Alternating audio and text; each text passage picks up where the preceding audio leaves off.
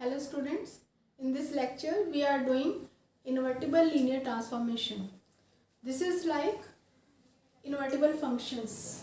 जैसे होता ना function f is said to be invertible if it is 1 1 and on 2. अगर 1 1 on 2 कोई function होता है तो वो invertible होता है, उसका inverse exist करता है. तो ये क्या है, ये भी फंक्शन से तो है, बस इसमें क्या है कि डोमेन और कोडोमेन क्या वेक्टर स्पेसिस है लीनियर ट्रांसफॉर्मेशंस. तो T is a linear transformation from U to V. T is invertible. A linear transformation T from U to V is invertible if T is 1 1 and on 2. अगर T 1 1 है और on 2 है तो T inverse कैसे होगा, T inverse कैसे होगा, V to U होगा. जैसे आप ये करते हैं f is a function from x to y, तो f इनवर्स कहाँ से होता है, f इनवर्स कहाँ से होता है, y to x होता है.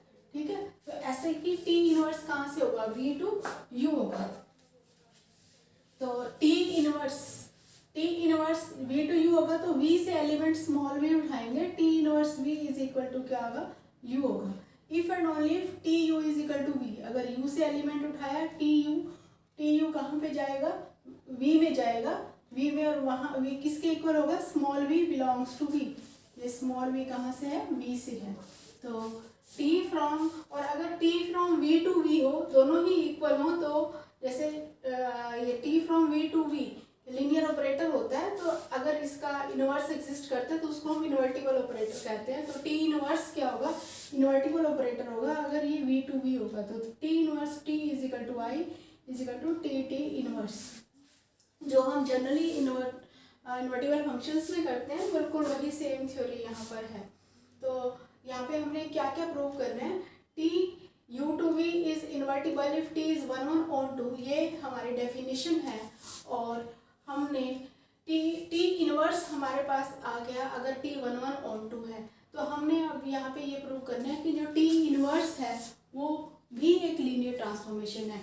T U टू V एक लीनियर ट्रांसफॉर्मेशन है, अगर ये इन्वर्टिबल है तो T इनवर्स एग्जिस्ट करेगा. अगर T 1 1 on 2 है तो T इनवर्स एग्जिस्ट करेगा. तो वो जो T इनवर्स है, जो हम T इनवर्स की जिस T इनवर्स की बात कर रहे हैं, तो हमने ये प्रूव करना है कि T इनवर्स एक लीनियर ट्रांसफॉर्मेशन है. तो लीनियर ट्रांसफॉर्मेशन का क्या फॉर्मूला होता है, कैसे करते हैं, T from U to V.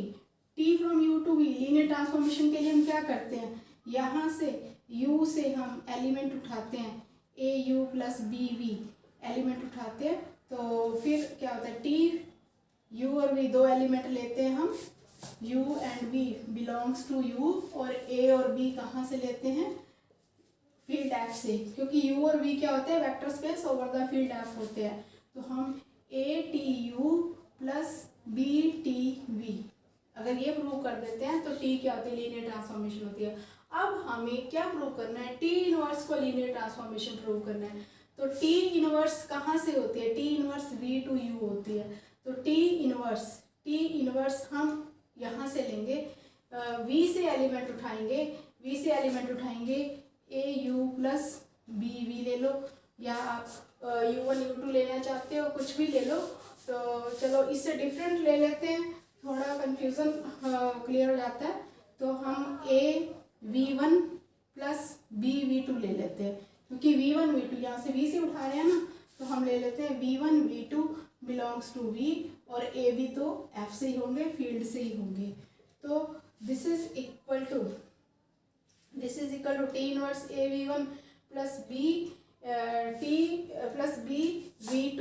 अब ये जो है TU, ये देखो T inverse V is equal to U है, मतलब T इनवर्स V1 जो है वो क्या होगा, U1 होगा.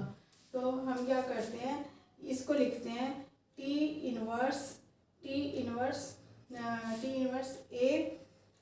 V1 को हम लिख लेते हैं,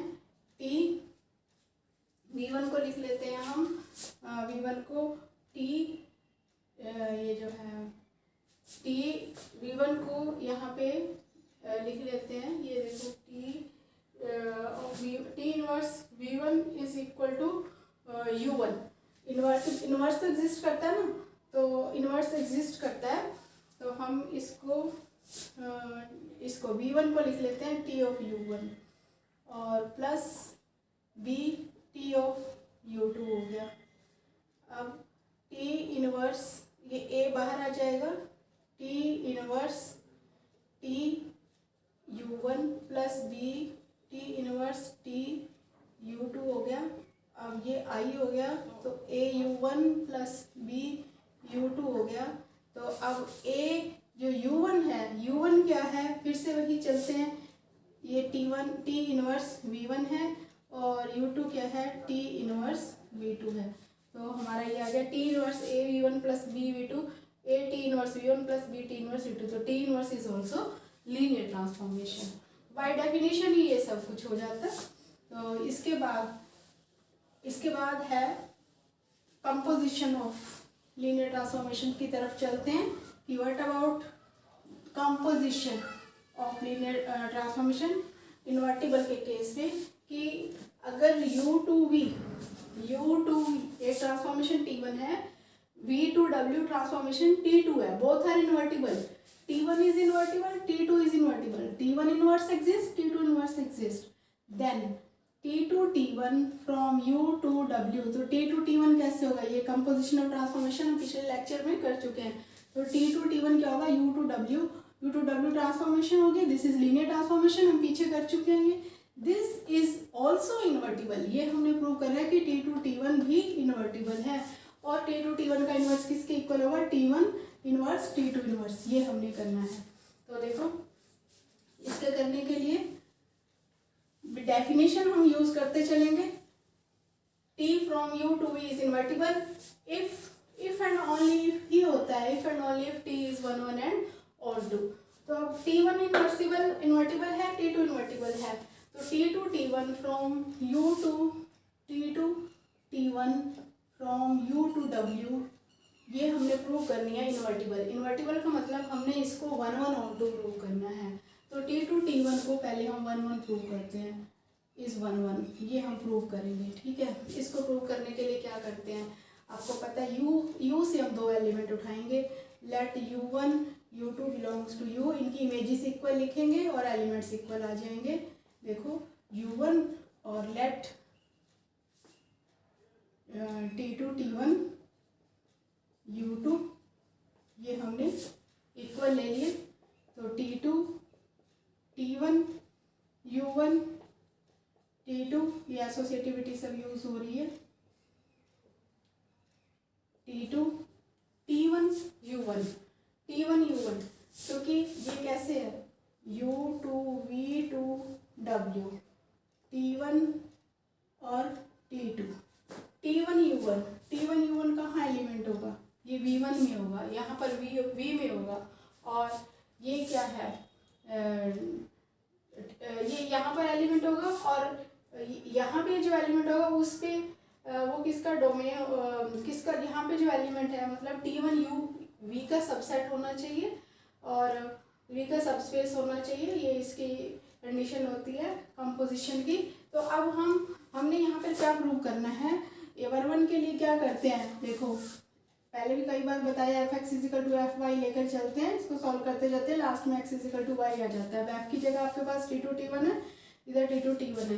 हमें गिवन क्या है, हमें गिवन है T1 इन्वर्टिबल T2 इन्वर्टिबल, मतलब इनका इन्वर्स एग्जिस्ट करता है, वो प्रॉपर्टी हम यूज़ करेंगे। अब T2 इन्वर्टिबल है तो T2 का इन्वर्स T2 का इन्वर्स एग्जिस्ट करता है, तो हम दोनों तरफ प्री मल्टीप्लाई T2 से करेंगे।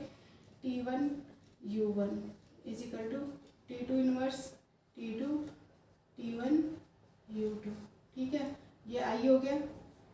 T1 U1 = I T1 U2, बस दिख ही रहा है आपको, ये T1 U1 है और इधर T1 U2 है। T1 भी इन्वर्टिबल है, इसका भी इन्वर्स एग्जिस्ट करता है, तो T1 इन्वर्स दोनों साइड पे लगाएंगे, I हो जाएगा, U1 = U2 आ गया। तो इसका मतलब T2 T1 is it means T2 T1 is 1 1। अब हमने प्रूव करना है T2 T1 is on to के लिए क्या करना है, ऑन टू के लिए क्या होता है, जनरली ऑन टू के लिए क्या होता है, जनरली एक बार वही चीज़ कंसेप्ट आप माइंड में रखेंगे, मैं यहाँ से फंक्शन से बता रही हूँ आपको। ऑन टू के लिए f इज ऑन टू कब होता है, for y f is onto if for y belongs to y there exist some x belongs to x such that fx = y। ऐसे होते हैं। F is onto if for Y belongs to Y there exist some X belongs to X such that F X is equal to Y या Y is equal to F X. तो अब हमें prove करना है, T to T one is onto. तो हम क्या करेंगे, let W belongs to W, small W belongs to W, then there exist some u belongs to u such that t2 t1 u is equal to w आ जाना चाहिए, such that t2 t1 u is equal to w। अगर ये आ जाता तो onto है, तो t2 t1 v t1 u।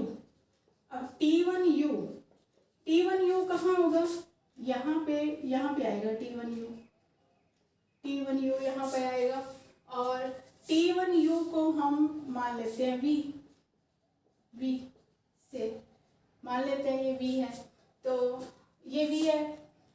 अब t2 is onto, since t2 onto है तो क्या होगा, for w belongs to w there exist some v belongs to v such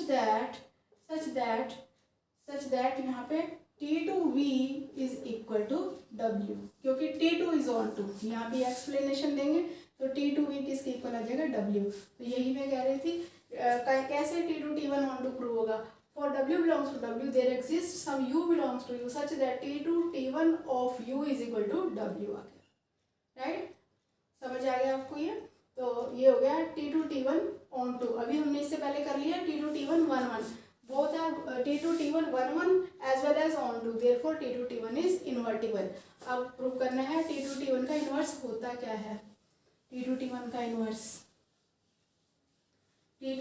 inverse जैसे ऐसे होता ना, a inverse is equal to I होता है, ये होता ना। तो हमने t2 t1 का इन्वर्स निकालना है, तो यहाँ पे हम लिख देते हैं t2 t1, और यहाँ पे मैंने लिख दिया इसका इन्वर्स इज इक्वल टू आई, ठीक है, ये लिख सकते हैं।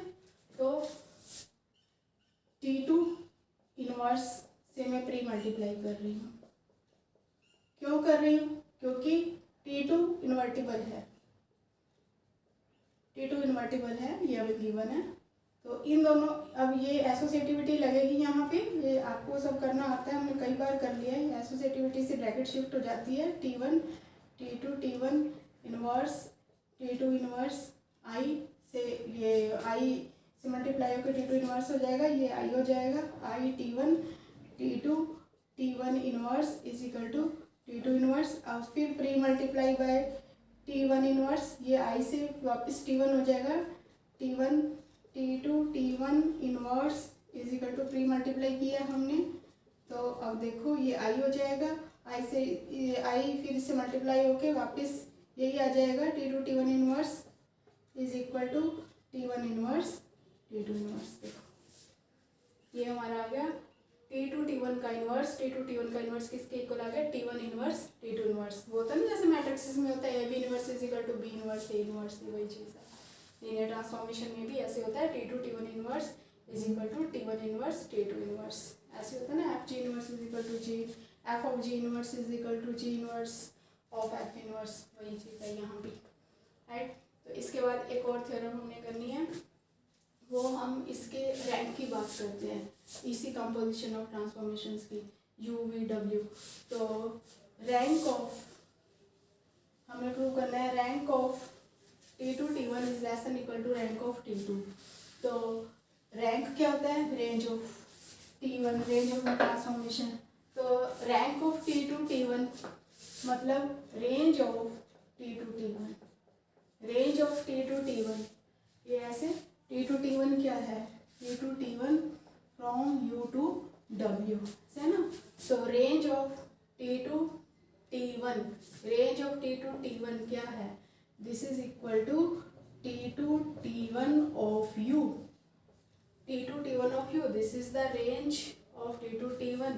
तो t2 और ये आ जाएगा t1u, राइट।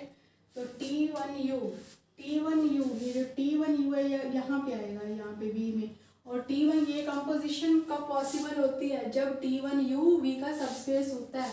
तो this is the subspace of T2V हो जाएगा, क्योंकि T1U is the subspace of V ये होता है, तभी ये कंपोजिशन पॉसिबल होती है, तभी T2 T1 एग्जिस्ट करता है। तो यहाँ पे हम लेके चल रहे थे T2 T1 ऑफ U ये लेके चल रहे थे, this is the subspace of T2V। तो इसका मतलब क्या है कि ये है range of T2 T1 is the subspace of range of T2, मतलब dimension of T2 T1 is less than equal to dimension of T2, मतलब rank of T2 T1 is less than equal to rank of T2। ये first part हमने prove कर लिया इसका। अब second part है rank of T2 T1 is equal to rank of T2 if T1 is non singular. अब यहाँ पे अपने को T1 नॉन सिंगुलर नहीं गिवन थी, यहाँ पे सिर्फ इन्वर्टिबल की बात थी।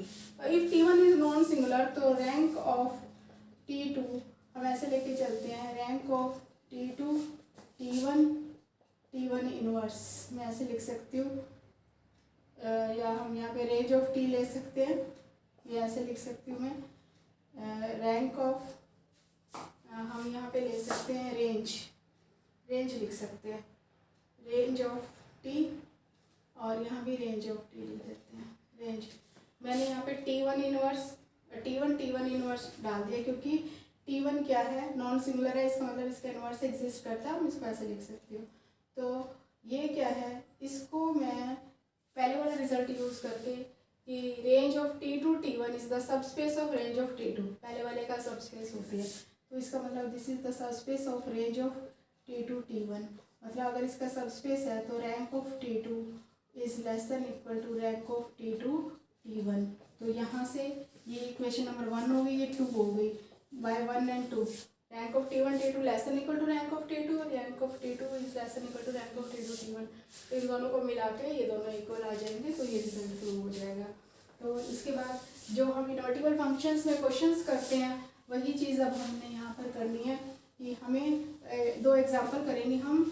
एग्जाम्पल है T from R3 to R3 defined by Txy, ये linear transformation Txy is equal to x plus z और y, show that T is invertible. पहले हमें ये शो करना है कि T इन्वर्टिबल है, और फिर हमने T इनवर्स भी फाइंड करना है क्या है। तो जैसे हमने यहाँ पे किया था ना T2 T1 इज इन्वर्टिबल, और फिर हमने T2 T1 का इनवर्स भी फाइंड किया था। अब यहाँ पे क्वेश्चंस की फॉर्म में है T, अब इसको हमने पहले प्रूव करना है T इज इन्वर्टिबल का मतलब हमने प्रूव करना है T is 1 1 and onto.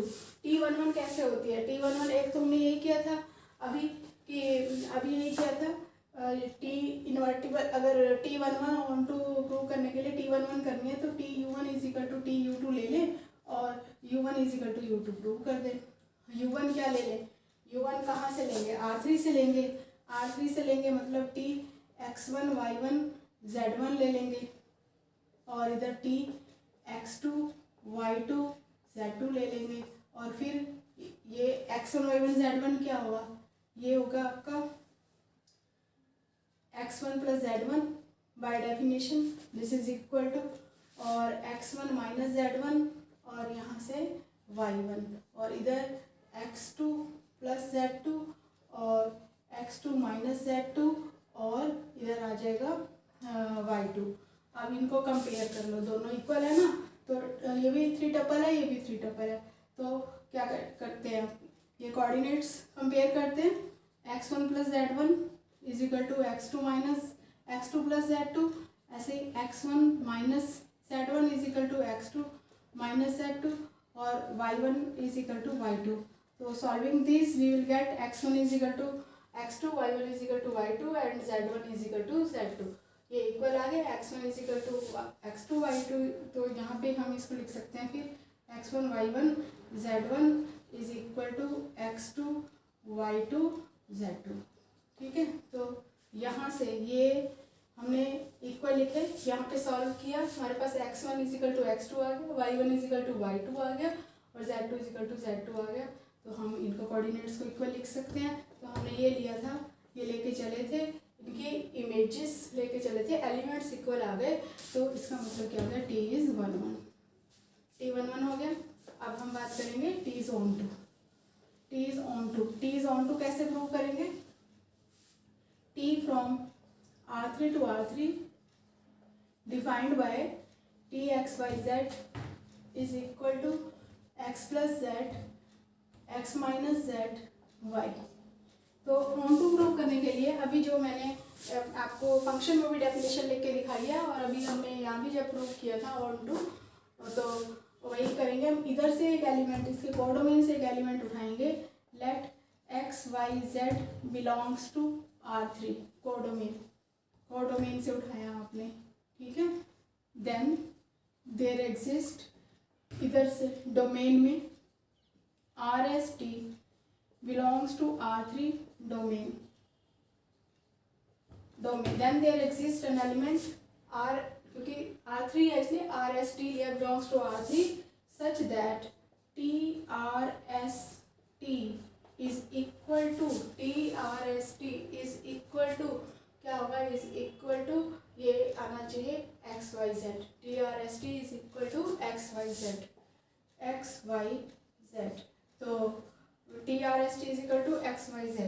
तो अब ये TRST क्या है, देखो TRST क्या है, यहाँ से TRST XYZ की जगह RST डालो, तो इमेज क्या आएगी, x प्लस जेड मतलब R प्लस टी, फिर R माइनस टी, फिर यहाँ पे y s is equal to x y z. जब आपको याद होगा, पहले हम लोअर क्लासेस में भी जब इनवर्स निकालते हैं, ऑन टू प्रूव करते हैं, तो ऐसे ही करते हैं। तो अब x in r in terms of x y z, s in terms of x y z, ऐसे लिख लेंगे हम इनको।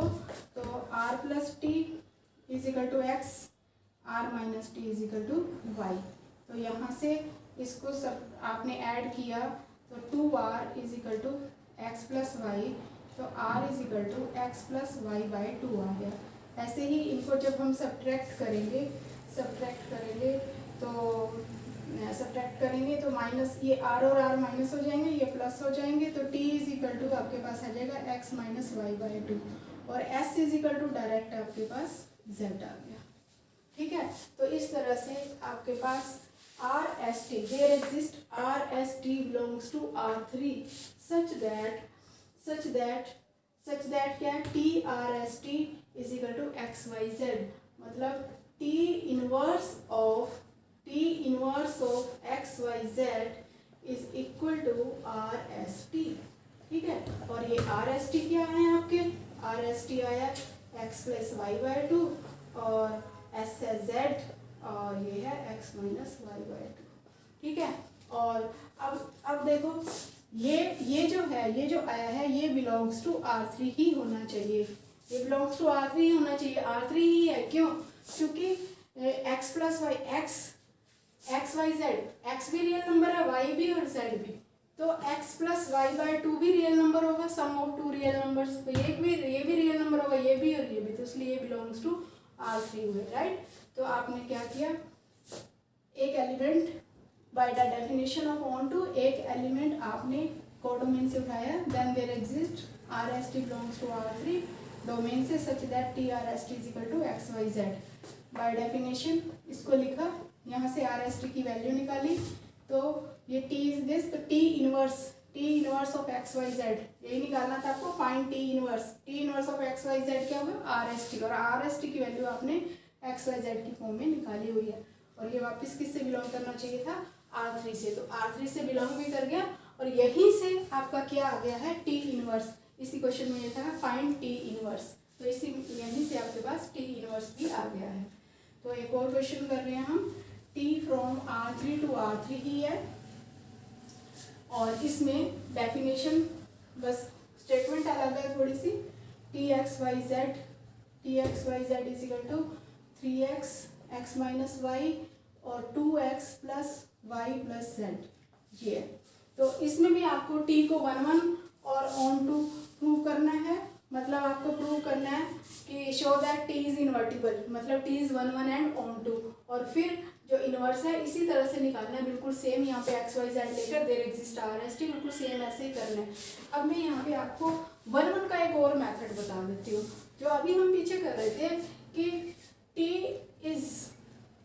टी इज नॉन सिंगुलर, हमने किया ना अभी, T is non singular, T is non singular if and only t is non singular if and only if tu is equal to 0 implies u is equal to 0, या हम कह सकते हैं kernel of t is equal to 0, null space of t is equal to 0 means map of 0 is only 0, map of 0 is only 0 means हम इसको, और साथ में हमने ये किया है कि t is non singular if and only if t is 1 1।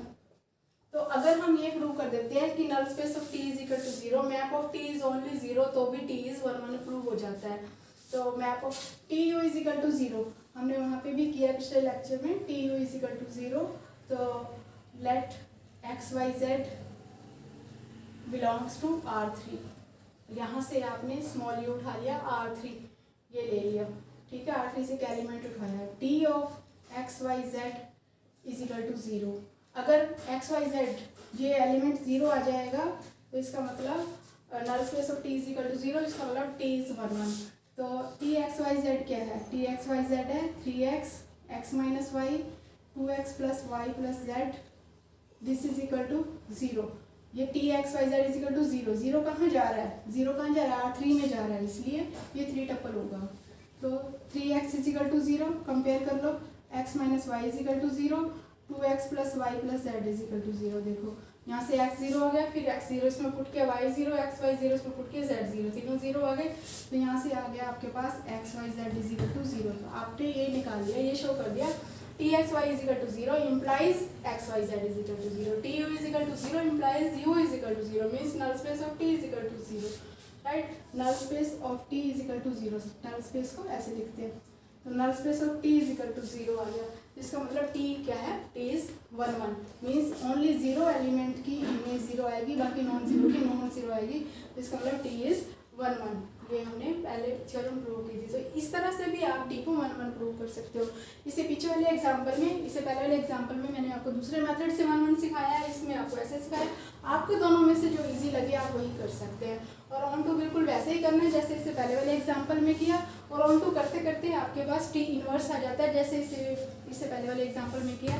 बिल्कुल सेम इस क्वेश्चन को वैसे वैसे आप चलते जाना और बिल्कुल सेम आपके पास आंसर आ जाएगा।